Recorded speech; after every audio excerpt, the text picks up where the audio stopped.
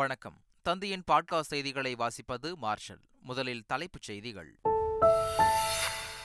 முன்னாள் முதல்வர் கருணாநிதி நினைவு நாளையொட்டி வருகிற 7ஆம் தேதி அமைதி பேரணி. முதல்வர் ஸ்டாலின் தலைமையில் நடைபெறும் பேரணியில் பங்கேற்க திமுகவினருக்கு அழைப்பு. சமூக நீதி கொள்கையை இடஒதுக்கீட்டின் மூலம் சட்டப்பூர்வமாக நிறைவேற்றியவர் கருணாநிதி. திமுக தொண்டர்களுக்கு எழுதிய கடிதத்தில் முதல்வர் ஸ்டாலின் புகழாரம். வன்னியர் இடஒதுக்கீடு தொடர்பாக தவறான தரவுகளை காட்டி மக்களை ஏமாற்றக்கூடாது. தமிழக அரசுக்கு பாமக கண்டனம். மத்திய பட்ஜெட்டில் தமிழ்நாடு முற்றிலும் புறக்கணிக்கப்பட்டதற்கு மதிமுக கண்டனம். வரும் 14ஆம் தேதி தமிழகம் முழுவதும் ஆர்ப்பாட்டம் நடைபெறும் என அறிவிப்பு. மின்கட்டண உயர்வை கண்டித்து சென்னை வள்ளுவர் கோட்டத்தில் நாம் தமிழர் கட்சி ஆர்ப்பாட்டம். அனுமதியின்றி போராட்டம் நடத்தியதாக சீமான் உள்ளிட்ட 300 பேர் மீது வழக்கு பதிவு. தமிழகத்தில் 2 நாட்களுக்கு மழைக்கு வாய்ப்புள்ளதாக வானிலை ஆய்வு மையம் தகவல். கோவை, நீலகிரி, கடலூர் மற்றும் டெல்டா மாவட்டங்களில் மழை பெய்யும் என அறிவிப்பு. சீர்காழி அருகே வெள்ள பாதிப்புகளை பார்வையிட சென்ற அமைச்சர் மெய்யநாதனை மக்கள் முற்றுகை. கடந்த முறை கொடுத்த வாக்குறுதிகள் என்ன ஆனது என கேட்டு வாக்குவாதம். ராமேஸ்வரம் பாம்பனில் புதிய பாலப்பணிகள் 90% நிறைவு. சோதனை ஓட்டம் வெற்றிகரமாக முடிந்த நிலையில் அக்டோபர் முதல் ரயில்கள் இயக்கப்படும் என தகவல். வயநாடு நிலச்சரிவில் பலியானோர் எண்ணிக்கை 380 உயர்வு. தொடர்ந்து மீட்புப் பணியில் மீட்புப் படை குழுவினர் தீவிரம். இந்தியாவிற்கு எதிரான 2வது ஒருநாள் கிரிக்கெட் போட்டியில் இலங்கை அணி வெற்றி. 32 ரன்கள் வித்தியாசத்தில் இந்தியாவை வீழ்த்தியது. ஒலிம்பிக் ஆடவர் டென்னிஸ் போட்டியில் தங்கம் வென்றார் ஜோகோவிச். பரபரப்பான இறுதிப் போட்டியில் அல்கராஸை வீழ்த்தி அபாரம். ஒலிம்பிக் ஆடவர் ஹாக்கி போட்டியில் அரையிறுதிக்கு முன்னேறியது இந்தியா. ஷூட் அவுட் முறையில் பிரிட்டனை வீழ்த்தி த்ரில் வெற்றி. TNPL T20 தொடரில் சாம்பியன் பட்டத்தை தட்டிச் சென்றது திண்டுக்கல் அணி. இறுதிப் போட்டியில் கோவை அணியை வீழ்த்தி அசத்தல். இனி விரிவான செய்திகள். முன்னாள் முதல்வர் கருணாநிதி நினைவு நாளையொட்டி சென்னையில் வருகிற 7ஆம் தேதி அமைதி பேரணி நடைபெறவுள்ளது. அண்ணா சாலை, ஓமந்தூரார் அரசினர் தோட்ட வளாகத்தில் உள்ள கலைஞர் சிலையில் இருந்து மெரினா நினைவிடம் வரை இந்த அமைதி பேரணி நடைபெறுகிறது. முதல்வர் ஸ்டாலின் தலைமையில் நடைபெறும் இந்த அமைதி பேரணியில் பங்கேற்க திமுகவினருக்கு அழைப்பு விடுக்கப்பட்டுள்ளது. இது தொடர்பாக திமுக தொண்டர்களுக்கு முதல்வர் ஸ்டாலின் எழுதியுள்ள கடிதத்தில், சமூக நீதி கொள்கையை இடஒதுக்கீட்டின் மூலம் சட்டப்பூர்வமாக நிறைவேற்றியவர் கருணாநிதி என புகழாரம் சூட்டியுள்ளார். வன்னியர் இடஒதுக்கீடு தொடர்பாக தவறான தரவுகளை காட்டி மக்களை ஏமாற்றக்கூடாது என்று பாமக கண்டனம் தெரிவித்துள்ளது. இதுகுறித்து பாமக செய்தி தொடர்பாளர் வழக்கறிஞர் கே. பாலு வெளியிட்டுள்ள அறிக்கையில், கல்வி, வேலைவாய்ப்பில் வன்னியர்களுக்கு 10.5 விழுக்காட்டிற்கும் அதிகமாக பிரதிநிதித்துவம் வழங்கப்பட்டுள்ளதாக தமிழக அரசு கூறுவது தவறானது என்று குறிப்பிட்டுள்ளார். மத்திய அரசின் தமிழக விரோத போக்கை கண்டித்து வரும் 14ஆம் தேதி தமிழகம் முழுவதும் கண்டனம் ஆர்ப்பாட்டம் நடைபெறும் என மதிமுக அறிவித்துள்ளது. சென்னை அண்ணா நகரில் நடைபெற்ற மதிமுகவின் 30வது பொதுக்குழு கூட்டத்தில் இதற்கான தீர்மானம் நிறைவேற்றப்பட்டுள்ளது. மின்கட்டண உயர்வை கண்டித்து நாம் தமிழர் கட்சி சார்பில் சென்னை வள்ளுவர் கோட்டத்தில் ஆர்ப்பாட்டம் நடைபெற்றது. இதில் கட்சியின் தலைமை ஒருங்கிணைப்பாளர் சீமான் மற்றும் நிர்வாகிகள் கலந்து கொண்டு அரசுக்கு எதிராக முழக்கங்கள் எழுப்பினர். இந்நிலையில் உரிய அனுமதியின்றி ஆர்ப்பாட்டம் நடத்தியதாக சீமான் உள்ளிட்ட 300 பேர் மீது போலீசார் வழக்கு பதிவு செய்துள்ளனர்.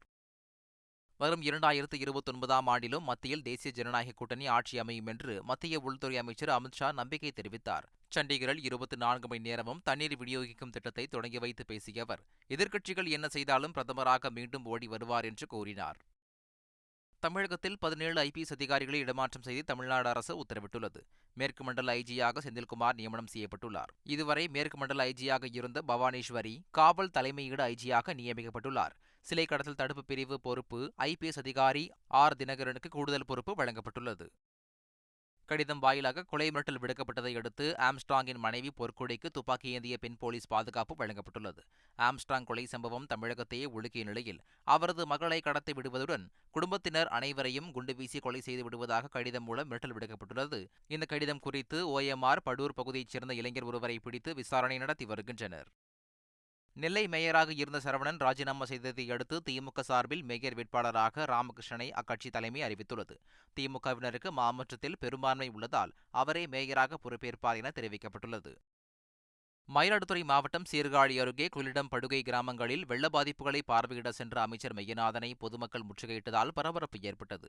கடந்த 2022ஆம் ஆண்டு சாலை அமைத்து கொடுப்பதாகவும் புயல் பாதுகாப்பு மையம் அமைத்து கொடுப்பதாகவும் அளித்த வாக்குறுதிகள் என்னவாயிற்று என்று கேட்டு அமைச்சரிடம் வாக்குவாதம் செய்தனர். தமிழகத்தில் அடுத்த 2 வாரத்திற்கு மாலை நேரங்களில் மழை பெய்யும் என தெரிவிக்கப்பட்டுள்ளது. வெப்பச்சலனம் காரணமாக பகலில் வெயில் வாட்டினாலும் மாலை நேரங்களில் மழை பெய்யும் என்று தனியார் வானிலை ஆர்வலர் தெரிவித்துள்ளார். குறிப்பாக வட தமிழகத்தில் நல்ல மழைக்கு வாய்ப்புள்ளதாக அவர் கூறியுள்ளார். இதனிடையே அடுத்த 2 நாட்களுக்கு கோவை, நீலகிரி, கடலூர் மற்றும் டெல்டா மாவட்டங்களில் மழை பெய்யும் என வானிலை ஆய்வு மையம் தெரிவித்துள்ளது. வயநாடு நிலச்சரிவில் பலியானவர்களின் எண்ணிக்கை 380ஆக உயர்ந்துள்ளது. 180 பேரை காணவில்லை என்றும் தெரிவிக்கப்பட்டுள்ளது. 1000க்கும் மேற்பட்ட மீட்புப் பணியாளர்கள் காணாமல் போனவர்களை தேடும் பணியில் ஈடுபட்டுள்ளனர். சாலியாரில் நடத்தப்பட்ட தேடுதல் வேட்டையில் மட்டும் இதுவரை 213 சடலங்கள் மீட்கப்பட்டுள்ளது. இதனிடையே வயநாடு நிலச்சரிவில் பாதிக்கப்பட்ட மக்களுக்காக நடிகர்கள் சிரஞ்சீவி, ராம்சரண் இணைந்து 1 கோடி ரூபாய் நிதியுதவி வழங்கியுள்ளனர். வயநாட்டில் மேற்கொள்ளப்பட்டு வரும் மீட்பு மற்றும் நிவாரணப் பணி குறித்து மத்திய இணையமைச்சர் ஜார்ஜ் குரியனை நேரில் அழைத்து பிரதமர் மோடி பாராட்டினார். முன்னதாக நிவாரண மீட்புப் பணிகளை தேசிய பேரிடர் மீட்புக் குழு, ராணுவம் மற்றும் அதிகாரிகளுடன் ஒருங்கிணைந்த பணியை மேற்கொண்டு பிரதமர் அலுவலகத்தில் அவர் அறிக்கை சமர்ப்பித்தார். ராமேஸ்வரம் பாம்பனில் புதிதாக கட்டப்பட்டுள்ள தூக்கு பாலத்தில் ரயில் சோதனை ஓட்டம் நடைபெற்றது. 90% பணிகள் நிறைவடைந்த நிலையில் தூக்கு பாலத்தில் முதன்முறையாக தென்னக ரயில்வே அதிகாரிகள் ரயிலை இயக்கி வெற்றிகரமாக சோதனை ஓட்டம் செய்துள்ளனர். வரும் அக்டோபருக்குள் 100% பணிகள் முடிவுற்று அக்டோபர் 1 முதல் மண்டபம் வழியாக பாம்பன் புதிய ரயில் பாலத்தில் ரயில்கள் இயக்கப்படும் என தென்னக ரயில்வே அதிகாரிகள் தெரிவித்துள்ளனர். தூத்துக்குடி அருகே கிணற்றை சுத்தம் செய்யும் போது விஷவாயு தாக்கி 2 உயிரிழந்த சம்பவம் அதிர்ச்சியை ஏற்படுத்தியுள்ளது. மாப்பிள்ளை யூரணியைச் சேர்ந்த கணேசன் அவரது வீட்டில் உள்ள கிணற்றை சுத்தம் செய்யும் போது இந்த துயரம் நிகழ்ந்துள்ளது. இதில் கணேசனை காப்பாற்றுவதற்காக கிணற்றில் இறங்கிய மாரிமுத்து என்பவரும் உயிரிழந்தார். அப்பகுதியைச் சேர்ந்த இளைஞர்கள் 2 மூச்சுத்திணறல் ஏற்பட்டு சிகிச்சைக்காக அனுமதிக்கப்பட்டுள்ளனர். உத்தரப்பிரதேச மாநிலம் சஹாரன்பூரில் பயணிகள் ரயிலின் 2 பெட்டிகள் தடம் புரண்டதால் பரபரப்பு ஏற்பட்டது. டெல்லியில் இருந்து சஹாரன்பூர் சென்ற பயணிகள் ரயில் சுத்தம் செய்யும் பணிக்காக சென்றபோது 2 பெட்டிகள் தண்டவாளத்தில் இருந்து விலகி தடம் புரண்டன. அதிர்ஷ்டவசமாக ரயில் பயணிகள் இல்லாததால் உயிர் சேதம் தவிர்க்கப்பட்டது. மகாராஷ்டிரா மாநிலம் சதாரா மாவட்டத்தில் உள்ள போன்காட் என்ற இடத்தில் செல்ஃபி எடுக்கும்போது பெண் ஒருவர் 150 அடி ஆழ பள்ளத்தில் தவறி விழுந்த சம்பவம் பரபரப்பை ஏற்படுத்தியுள்ளது. உடனே போலீசாருக்கும் மீட்புக் குழுவினருக்கும் தகவல் தெரிவிக்கப்பட்ட நிலையில் விரைந்து வந்த அவர்கள் இளம்பெண்ணை மீட்டனர். கீழே விழுந்ததில் காயமடைந்த அந்த பெண் மருத்துவமனையில் அனுமதிக்கப்பட்டுள்ளார். மத்திய பிரதேச மாநிலம் சாகர் மாவட்டத்தில் உள்ள கோயிலில் சுவர் இடிந்து விழுந்ததில் 9 குழந்தைகள் உயிரிழந்த சம்பவம் சோகத்தை ஏற்படுத்தியுள்ளது. ஷாபூரில் உள்ள ஹர்தவுல் பாபா கோவிலில் நடந்த வழிபாடு நிகழ்வில் இந்த சோகமான சம்பவம் நிகழ்ந்துள்ளது. காயமடைந்த குழந்தைகள் மீட்கப்பட்டு மருத்துவமனையில் அனுமதிக்கப்பட்டுள்ளனர். இந்த துயர சம்பவத்திற்கு குடியரசுத் தலைவர் திரௌபதி முர்மு இரங்கல் தெரிவித்துள்ளார். வங்கதேசத்தில் மீண்டும் வன்முறை வெடித்ததால் பதற்றம் நிலவி வருகிறது. இதனால் வங்கதேசத்தில் உள்ள இந்தியர்களுக்கு முக்கிய அறிவுறுத்தல்களை மத்திய வெளியுறவு அமைச்சகம் வழங்கியுள்ளது. வங்கதேசத்தில் உள்ள இந்தியர்கள் உஷாராகவும் பாதுகாப்பாகவும் இருக்க அறிவுறுத்தப்பட்டுள்ளது. டாக்காவில் உள்ள இந்திய தூதரக அதிகாரிகளை தொடர்பு கொள்ள அவசர தொலைபேசி எண்களும் அறிவிக்கப்பட்டுள்ளது. 50 நாட்களை கடந்து விண்வெளியில் சிக்கியிருக்கும் விண்வெளி வீரர்கள் சுனிதா வில்லியம்ஸ், ஃபுட்ஜ் வில்மோர் ஆகியோருக்கு எலும்பு முறிவு ஏற்பட வாய்ப்புள்ளதாக ஆய்வுகள் கூறுவது அதிர்ச்சியை ஏற்படுத்தியுள்ளது. தொழில்நுட்ப கோளாறுகள் சரி செய்யப்படாததால் இதுநாள் வரை பூமிக்கு திரும்ப முடியாத நிலையில் இருவரும் திட்டமிட்ட நாட்களை விட அதிக நாட்கள் விண்வெளியிலேயே உள்ளதால் அவர்களுக்கு உடல்நிலை பாதிப்புகள் ஏற்படலாம் என ஆய்வுகள் படி தெரியவந்துள்ளது.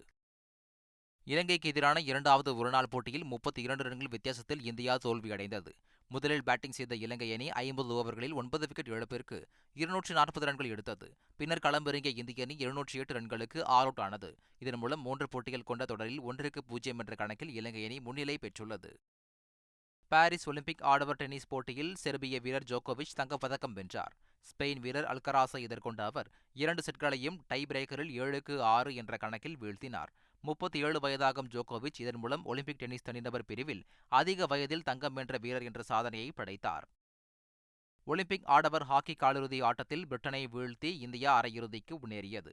நிர்ணயிக்கப்பட்ட நேரத்தில் போட்டி 1-1 என்ற கணக்கில் சமனானதால் ஷூட் அவுட் நடத்தப்பட்டது. இதில் இந்தியா 4-2 என்ற கோல் கணக்கில் வெற்றி பெற்று அரையிறுதிக்குள் நுழைந்தது.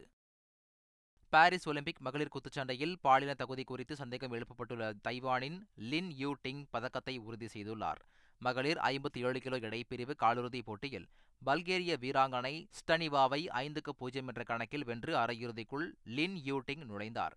இதன் மூலம் பதக்கத்தையும் அவர் உறுதி செய்துள்ளார். ஏற்கனவே பாலின தகுதி குறித்து சர்ச்சை எழுந்துள்ள அல்ஜீரிய வீராங்கனை கெலிஃபும் பதக்கத்தை உறுதி செய்தது குறிப்பிடத்தக்கது. TNPL கிரிக்கெட் தொடரில் திண்டுக்கல் அணி முதல் முறையாக சாம்பியன் பட்டம் வென்றது. சென்னை சேப்பாக்கம் மைதானத்தில் நடைபெற்ற இறுதிப் போட்டியில் முதலில் பேட்டிங் செய்த கோவை அணி 7 விக்கெட் இழப்பிற்கு 129 ரன்கள் எடுத்தது. பின்னர் களமிறங்கிய திண்டுக்கல் அணி 6 விக்கெட் வித்தியாசத்தில் அபார வெற்றி பெற்றது. அரை சதம் அடித்த கேப்டன் அஸ்வின் ஆட்ட நாயகனாக தேர்வு செய்யப்பட்டார். மீண்டும் தலைப்புச் செய்திகள். முன்னாள் முதல்வர் கருணாநிதி நினைவு நாளையொட்டி வருகிற 7ஆம் தேதி அமைதி பேரணி. முதல்வர் ஸ்டாலின் தலைமையில் நடைபெறும் பேரணியில் பங்கேற்க திமுகவினருக்கு அழைப்பு. சமூக நீதி கொள்கையை இடஒதுக்கீட்டின் மூலம் சட்டப்பூர்வமாக நிறைவேற்றியவர் கருணாநிதி. திமுக தொண்டர்களுக்கு எழுதிய கடிதத்தில் முதல்வர் ஸ்டாலின் புகழாரம். வன்னியர் இடஒதுக்கீடு தொடர்பாக தவறான தரவுகளை காட்டி மக்களை ஏமாற்றக்கூடாது. தமிழக அரசுக்கு பாமக கண்டனம். மத்திய பட்ஜெட்டில் தமிழ்நாடு முற்றிலும் புறக்கணிக்கப்பட்டதற்கு மதிமுக கண்டனம். வரும் 14ஆம் தேதி தமிழகம் முழுவதும் ஆர்ப்பாட்டம் நடைபெறும் என அறிவிப்பு. மின்கட்டண உயர்வை கண்டித்து சென்னை வள்ளுவர் கோட்டத்தில் நாம் தமிழர் கட்சி ஆர்ப்பாட்டம். அனுமதியின்றி போராட்டம் நடத்தியதாக சீமான் உள்ளிட்ட 300 பேர் மீது வழக்கு பதிவு. தமிழகத்தில் 2 நாட்களுக்கு மழைக்கு வாய்ப்புள்ளதாக வானிலை ஆய்வு மையம் தகவல். கோவை, நீலகிரி, கடலூர் மற்றும் டெல்டா மாவட்டங்களில் மழை பெய்யும் என அறிவிப்பு. சீர்காழி அருகே வெள்ள பாதிப்புகளை பார்வையிட சென்ற அமைச்சர் மெய்யநாதனை மக்கள் முற்றுகை. கடந்த முறை கொடுத்த வாக்குறுதிகள் என்ன ஆனது என கேட்டு வாக்குவாதம். ராமேஸ்வரம், பாம்பனில் புதிய பாலப்பணிகள் 90% நிறைவு. சோதனை ஓட்டம் வெற்றிகரமாக முடிந்த நிலையில் அக்டோபர் முதல் ரயில்கள் இயக்கப்படும் என தகவல். வயநாடு நிலச்சரிவில் பலியானோர் எண்ணிக்கை 380 உயர்வு. தொடர்ந்து மீட்புப் பணியில் மீட்புப் படை குழுவினர் தீவிரம். இந்தியாவிற்கு எதிரான 2வது ஒருநாள் கிரிக்கெட் போட்டியில் இலங்கை அணி வெற்றி. 32 ரன்கள் வித்தியாசத்தில் இந்தியாவை வீழ்த்தியது. ஒலிம்பிக் ஆடவர் டென்னிஸ் போட்டியில் தங்கம் வென்றார் ஜோகோவிச். பரபரப்பான இறுதிப் போட்டியில் அல்கராஸை வீழ்த்தி அபாரம். ஒலிம்பிக் ஆடவர் ஹாக்கி போட்டியில் அரையிறுதிக்கு முன்னேறியது இந்தியா. ஷூட் அவுட் முறையில் பிரிட்டனை வீழ்த்தி த்ரில் வெற்றி. டிஎன்பிஎல் T20 தொடரில் சாம்பியன் பட்டத்தை தட்டிச் சென்றது திண்டுக்கல் அணி. இறுதிப் போட்டியில் கோவை அணியை வீழ்த்தி அசத்தல். இத்துடன் தந்தையின் பாட்காஸ்ட் செய்திகள் நிறைவடைந்தன. வணக்கம்.